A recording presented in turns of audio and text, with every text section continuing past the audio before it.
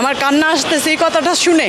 শেখ হাসিনা ওনাকে আপা ডাকতে হবে, কোনো দিন এই আওয়ামী লীগকে সাপোর্ট করবে না। স্বপ্ন দেখতে দেখতে অনেক সময় স্বপ্ন দোষ হয়ে যায়, যেমন যে সরকার পলা যায় সেটা নতুন করে সরকার গঠন করে দেশের জন্য জনগণ মাইনা নেবে না। এই দেশটা আমাদের সকলের, তো আসলে অবদান পুরোটাই ছাত্রদের, এটাই আমাদের স্বীকার করতে হবে। আসলে এটা খুবই একটা হাস্যকর বিষয় হয়ে গেল। যে চুরি করে সে তো কোনো সময় স্বীকার করবে না যে আমি চুরি করছি, তাই না? যে হাসিনা ঠেকাও আওয়ামী লীগ ঠেকাও, এই প্রশ্নে 20 কোটি বাঙালি একমত।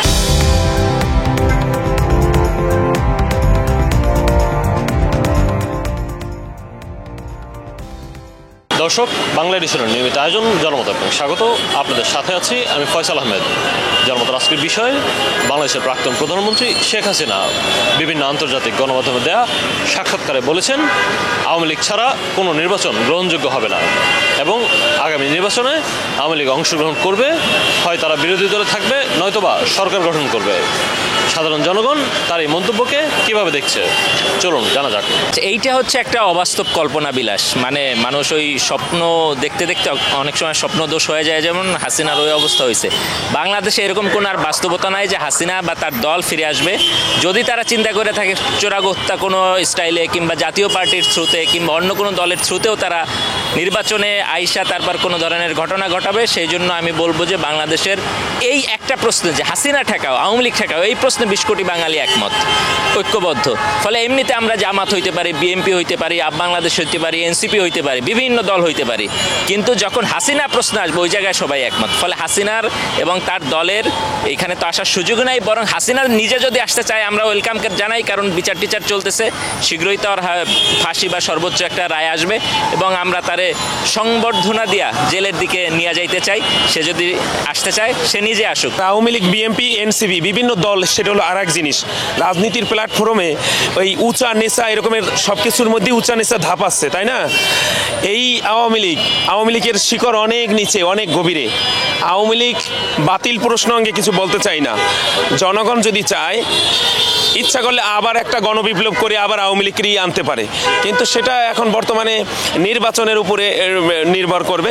সরকার যদি ভালোভাবে একটা স্বাচ্ছন্দ্যবোধ সরকার দিয়ে উপহার দিয়ে যাইতে পারে, সেক্ষেত্রে আওয়ামী লীগ, বিএনপি, জাতীয় পার্টি মনে করি না। আমি মনে করি বাংলাদেশে একটা সুষ্ঠু এবং গণতান্ত্রিক পদমর্যাদায় একটা নির্বাচন আমি মনে করি আদৌ সম্ভব না, কারণ 24-এ যে গণ অভ্যর্থনার সৃষ্টি হয়েছে বাংলাদেশে, 71-এর যেমন যুদ্ধ দেশ স্বাধীন হয়েছে, 24-এ আরেকটি স্বাধীন হয়েছে এবং যত লোক বাংলাদেশে 24-এ অভ্যর্থনা মারা গিয়েছে এই কৈফিয়ত সে দিতে পারবে না।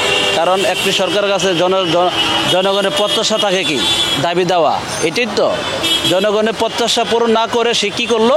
প্রশাসনকে লিলিয়ে দিল, গুলি ছুড়ার জন্য, মানুষকে মারার জন্য, টিয়ার গ্যাস ছাড়ার জন্য, গুম খুন করার জন্য। এগুলো তো সরকারের নীতি না।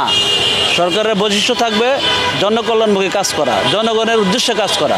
এখন জনগণের উদ্দেশ্য কাজ না করে যদি জনগণের বিরুদ্ধে কাজ করে, তাহলে তো এই সরকার থাকা উচিত না।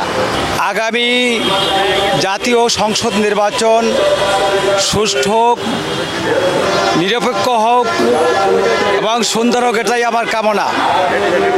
আর যেই সরকার পৃথিবীতে, যে রাষ্ট্রপ্রধান তার দলবল সহ পলায়ন করে, তারা কর্ষিন কালে ফিরে আসে না। সুতরাং আমরা এমন একটা সরকার চাই, এদেশের জাতি, ধর্ম, বর্ণ, লিঙ্গ নির্বিশেষে সকলের ভিতরে মধ্যে আদল, ইনসাফ, ন্যায়নীতি প্রতিষ্ঠিত করবে এবং সকল মানুষ যাতে সমান অধিকার নিয়ে এদেশে অবস্থান করতে পারে, বসবাস করতে পারে, সেটাই আমার কামনা। সুতরাং আমরা সেই আবু সাঈদ মুগ্ধের রক্ত, তাদের সেই কাকুতি, তাদের ডাক এখনও হৃদয়ে শুনতে পারছি, সেই মুগ্ধর পানি পানি, সেই আবু সাঈদ জিগলিকর।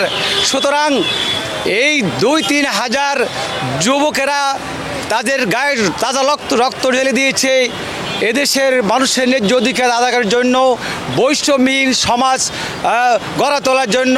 যে সমাজে সত্যিকার যারা মেধায় যারা ভালো, তারাই সরকারি চাকরি করবে। কোনো কোটাভিত্তিক দলকেন্দ্রিক কোনো এদেশের রাষ্ট্রীয় কাঠামোতে চাকরি হবে না। সত্যিকার যারা মেধা যাদের আছে, যারা দেশের কল্যাণ চায়, মানবতার মুক্তি চায়, তারাই এদেশের বিভিন্ন এই সরকারি পোস্টে তারা চাকরি করবে। মাত্র 30% টাকায় জমির মালিক হয়ে নতুন বাংলাদেশের গড়ে তোলার স্বপ্ন দেখা বাংলা বসতি। বর্তমান সিচুয়েশনে যেটা হয়ে গেছে অতীতে এইভাবে এত সহজে পারবে না। এরা যদি সরকার গঠন করতে হয় তাহলে আর অপেক্ষা করতে হবে, ওদেরকে পরিবর্তন করে আসতে হবে। এই যে ভুল ত্রুটির জন্য মানুষের ক্ষমা চাইতে হবে, তারপরে পরবর্তীতে দেশ এই টাইমে তো হবেই না, কারণ যে সরকার পলায় যায় সেটা নতুন করে সরকার গঠন করা দেশের জন্য জনগণ মাইনা নেবে না। এটা কোনো দিনই সম্ভব না। আমার কান্না আসতেছে এই কথাটা শুনে, কারণ যা করেছে এই দেশে, বিনা অপরাধে কত মানুষকে ফাঁসি দিছে, কত মহিলাকে স্বামী হারা করছে, কত সন্তানকে বাবা হারা করছে, কত নাতিপতিকে দাদা দাদি হারা করছে। আমরা অনেক কষ্ট পাইছি, মানে বলে শেষ করা যাবে না। আমার বুকটা বড় শুধু কষ্ট। আমি 12 বছর বিদেশ করে আসছিলাম বাংলাদেশে। হ্যাঁ, ফ্ল্যাটে টাকা দিছি, গার্মেন্টসে টাকা দিছি, কোম্পানি দিছি, কোনো জায়গায় টাকা পাই না। আমার অনেক কষ্ট আজকে। শুধু আমি শেখ হাসিনার বাসায় গেছিলাম, স্বরাষ্ট্রমন্ত্রী গেছিলাম, কোথাও আমি কোনো বিচার পাই নাই, কোনো সহযোগিতা পাই নাই। হাফিজুর রহমান লিখুর কাছে গেছিলাম, সরাসরি আমি শেখ হাসিনার বাসায় গেছি। ওখান থেকে আমারে বলছে আপনাকে সহযোগিতা করা হবে, সিভিলে পুলিশ আসছে, আমাকে থানায় নিয়ে গেছে, বলছে আপনাকে হেল্প করা হবে, সহযোগিতা করা হবে। কোনো সহযোগিতা করেনি। আমাকে আমার আইডি কার্ড নিছে, নিয়ে সাথে সাথে আমার বাড়িতে পুলিশ পাঠাইছে। আমার বোন অসুস্থ ছিল, বলে তুই কী করছিস, কী করছিস, বাড়িতে কেন পুলিশ আসছে? তখন আমি বলছি কিচ্ছু হয়নি, আমি এখানে সহযোগিতার জন্য আসছি। উল্টা ওনারা আমার আটকাইয়া আমাকে হ্যারাসমেন্ট করতেছে, যা খুশি তা বলতেছে। কোনো দিন এই আওয়ামী লীগকে সাপোর্ট করবে না। যদি মুসলমান হয়ে থাকে, মুসলিম, আমি আওয়ামী লীগের হারে হারে চিনি। ছোটোর থেকে আমি আওয়ামী লীগের সাথে সাথে ছিলাম, ঠিক আছে, ওদের সাথে চলছি, কিন্তু একটা মানুষ পাইনি আমি। মানুষত্ব তো ওদের ভিতরে থাকে, ওই জিনিসটা আমি পাইনি। শেখ হাসিনা ওনাকে আপা ডাকতে হবে। আপা আপা ডাক, আপা কি, আপা মানি কি? আপা মানি বোন, আমার আপনজন। সে আমাকে সব ধরনের হেল্প করবে, সহযোগিতা করবে। কিন্তু ওনার আমলে ওনার মন্ত্রীদের কাছে যে কারো কাছে যে কোনো রকমের সহযোগিতা পাইনি। বাংলাদেশ একটা মুক্তিযোদ্ধার পক্ষে তো থাকতেই হয়, একটা দল থাকবে না, এটাই স্বাভাবিক। এটা না থাকার তো কোনো যুক্তিকতা নাই। অনেক রাজনীতির ইতিহাসে তো অনেক কিছু করে। বাপ ছেলেকে হত্যা করছে, ছেলে বাপকে হত্যা করছে, এটা স্বাভাবিক। এখন আমি যদি প্ল্যান করি, আপনি যদি প্ল্যান করেন, তো প্ল্যানের মধ্যে কে কার সন্তান, মানে আমরা চিনি না, জানি না। বাড়ি বগুড়া, আমার বাড়ি নোয়াখালী, তো এখানে কে মারা গেল ওটা বড় কথা না, কে ক্ষমতায় গেলাম সেটা হলো বড় কথা। দেশের সার্বিক পরিস্থিতি যা আমরা লক্ষ্য করতেছি, তাতে পূর্বের ইতিহাসে বাংলাদেশে 52-র ভাষা আন্দোলন, 71-এর স্বাধীনতা আন্দোলন, 24-এ গণ অভ্যর্থন, এই যে ধারাবাহিকতা, এই ব্যাপারে সবারই অবদান আছে। জনগণের উচিত বিভিন্ন যারা সিনিয়র লোক তারা ইতিহাস জানে, কিন্তু যারা নবীন লোক তারা পূর্বের ইতিহাস জানে না। এই কারণে সবাই সংমিশ্রণে যদি চিন্তা ভাবনা করা উচিত দেশের সার্বিক উন্নয়নের জন্য। এই দেশটা আমাদের সকলের, কে কোন দল করে সেটা বড় বিষয় না। এই দেশটা সুন্দরভাবে চলুক। ছাত্র আন্দোলন করে এই পর্যন্ত সরকার গঠন করছে এবং ডক্টর মোহাম্মদ ইউনূসকে তারা সরকার প্রদান করে এখানে অন্তর্বর্তী সরকারের প্রধান উপদেষ্টা হিসেবে তাকে নিযুক্ত করছেন। সো মানে সেই ছাত্ররা তো তাকে এই পদে উন্নীত করছে। এখন তারা তাদের কথা কেন শুনতেছে না, এটা তো আসলে বুঝতে পারতেছি না। তো আসলে অবদান পুরোটাই ছাত্রদের, এটাই আমাদের স্বীকার করতে হবে। কারণ শেখ হাসিনা তো এখন বাংলাদেশে নাই, অনেক দূরের থেকে বা অন্য দেশ থেকে উনি কোন সময় কোন বার্তা দিচ্ছে, এটা সত্য হতে পারে, মিথ্যা হতে পারে, এটা আমরা আসলে শিওর না। আসলে এটা খুবই একটা হাস্যকর বিষয় হয়ে গেল।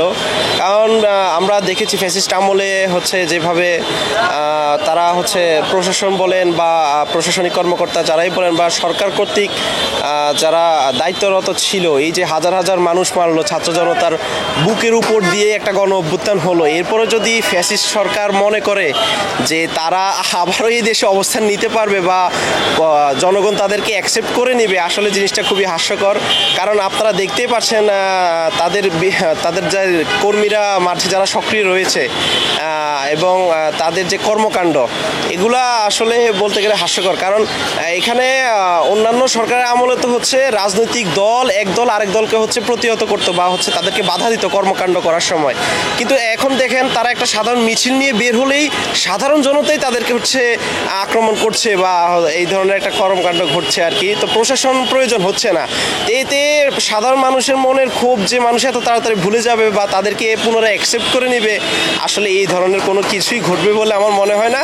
যে চুরি করে সে তো কোনো সময় স্বীকার করবে না যে আমি চুরি করছি, তাই না? এখন উনি একটা হত্যাকাণ্ড চালাইছে। আমি ইম্পেরিয়াল কলেজে পড়ি, আমার বন্ধু জিল্লু ও মারা গেছে। আমার পাশেই ছিল স্টোর্সের সামনে, নাম মনে শুনছি স্টোর্সের সামনে, তো অনেক মানুষ মারা গেছে, ব্যাকের সামনে মারা গেছে। আমার ফ্রেন্ড আমার সাথে দাঁড়িয়ে মারা গেছে। এখন উনি অনুতপ্ত হচ্ছে না, কারণ উনি নিজের একটা ওনার একটা খেলা ছিল, ওনার একটা খেলা ছিল, কিন্তু উনি পেরে ওঠে নাই আমাদের সাথে। এখন উনি পালায় আছে, উনি বলতে সেটা দায়ী ভার উনি নিবে না।